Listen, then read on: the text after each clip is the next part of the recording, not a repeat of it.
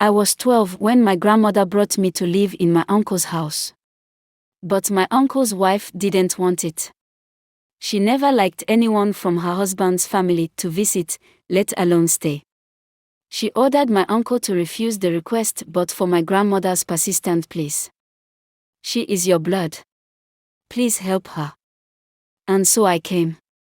When I arrived, a set of rules were reeled out by Madam C, my uncle's wife. Everyone called her that. I was to stay in the room close to the main entrance downstairs. I was never to enter her room or the second wing of the house except on her instructions, and I was never to sweep at night. Don't ever sweep at night, she stressed. As if to make it clearer, she added, once it is 6 p.m., do not touch any broom. It was somewhat awkward to me that she had to stress what I already knew. Back in the village, we don't sweep once it was dark. My grandmother said it brought bad luck. Once you sweep at night, you sweep away all the wealth in the family. So, I was surprised that Madam C had to stress it that much. The servants lived in the detachment behind the main building. Joyce didn't live there with them. She stayed in the room closest to the staircase. She was about 6 years older than me, but at a point we became very close. My uncle's work involved a lot of traveling. He was scarcely at home. Madam C oversaw their many businesses. She was a diligent woman but selfish and strange.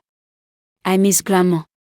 In the village, at least, I could read the big old books in my late grandpa's library. Here, I was not allowed to touch any book I see. In the mornings, I would have gone to our vegetable farm to pluck ogbohoro and okra, take dried fish from the mpo and made soup for early morning utora before I left for school, but here in my uncle's house we are only allowed to take 2 slices of bread and a little cup of brownish liquid laced with sugar.